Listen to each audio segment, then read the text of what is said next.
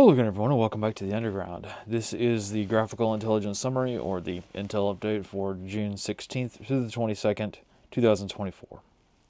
So let's get right to it. Starting off with the Northeast region, one major event of note this week, and this was the 911 call center outage in Massachusetts. So all of the 911 call center operations throughout the entire state was taken down due to a cyber event. At the time, there were very few details that were released to the public. However, since the incident, it has become public, or at least the state law enforcement agencies who kind of run the system have revealed that it was due to a firewall blocking calls from actually making their way to the actual 911 call center. So some sort of software glitch. Now again, it's not known if there was any kind of malign actor that was the reason for this sort of thing. It doesn't seem like it. However, there's no information. This is one of those things where there's one source, and there's no third-party authentication or verification of any of this. So we just kind of have to take them for their word on it. So either way, this resulted in, it seems like, most of the 911 call centers throughout the state being offline for most of the day.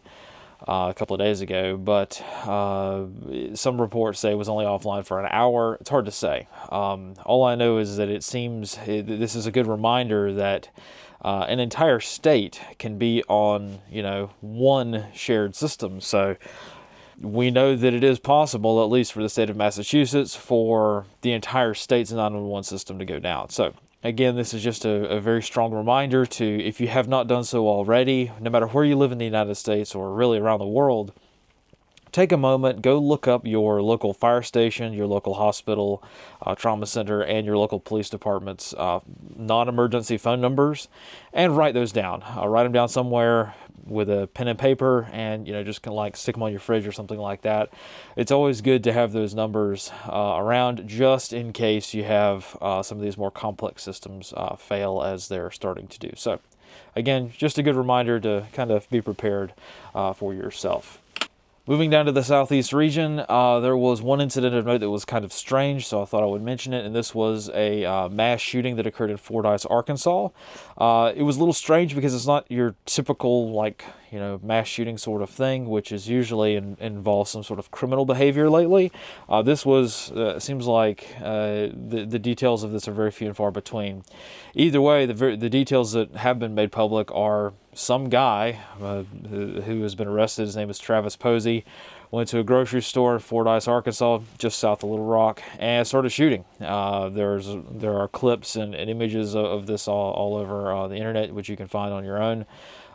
But 3 people were killed and 11 were injured in this shooting at a grocery store in Fordyce. So I did a little bit of digging, and I tried to find out, okay, well, usually these sorts of things are disgruntled employee or some kind of family, domestic sort of thing. I couldn't find anything on it. There's just not that many details that are public, but I'm sure over the next few days we'll find out some more information regarding this shooting. But I did want to mention it again, just as another reminder that you can be in the middle of nowhere, Arkansas, in some small town, and have some crazy guy just start shooting. So again, this is one of those unicorn events that's really hard to plan for. However, it is an election year, so I'll just kind of leave it at that.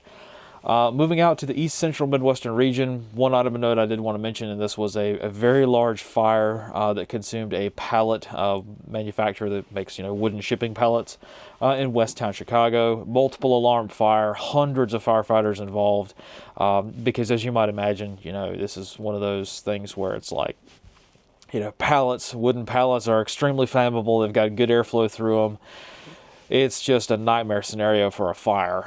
So thankfully it's just wood at least. But however, there were local evacuations because there's I saw local reports that there was a fertilizer manufacturer nearby. So it's like, oh my goodness, when these fires start hitting industrial sectors in major cities, you know that you've hit an election year. So again, for those in the industrial sector, who work in some of these big facilities and factories, please, please, please be careful. It seems like, all the stars are aligning sometimes for some of these very bad incidents to occur. So it's just another constant reminder to be vigilant. So moving down to the Southwestern region, I did want to mention this before we get to the GhostNet reports. I saw quite a few of you on Thursday over the radio, over HF radio, on the GhostNet procedure plan that we've kind of come up with here. I saw a lot of you talking about the fires down in New Mexico and throughout the Southwest in general. So I did want to mention it. I'll throw up some images of the fire that was mentioned specifically by a few of you on GhostNet. So, again, just a constant reminder that, hey, it's wildfire season, things are getting out of control. There was one in New Mexico which resulted in at least 8,000 people being evacuated from one town. So, this is a pretty big deal sometimes. So, again, just a constant reminder to be on the lookout for these sorts of things, and make sure that you have a plan in place in case you live in a wildfire zone and you have to evacuate, right? Not too many people seem to be thinking about that these days, even people who do live in some of these more high-risk areas, especially considering, again, the wildfire loading, fuel loading season is, fuel loading is pretty high in some parts of the country. So, again, something to keep in mind.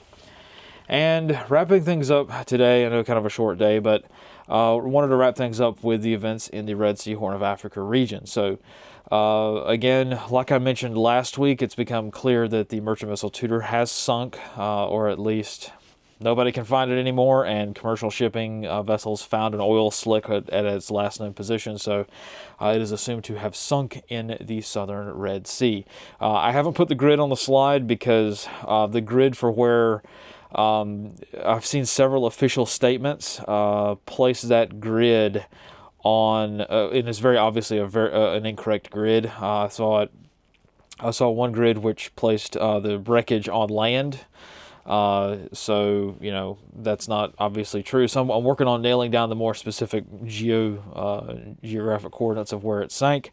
And I'm also trying to find where the Verbena is, because that ship also was, last we heard a few days ago, last week I think, is it was struck as well, and it was sinking, and the crew had abandoned ship. So we do know that happened. We do know that the crew abandoned ship, but we don't know where it is. At least I haven't been able to track it down with any certain accuracy. The grids I have are huge. They're not really helpful for pinpointing where the vessel is. It's just like, well, it's in the western Gulf of Aden. Okay, cool.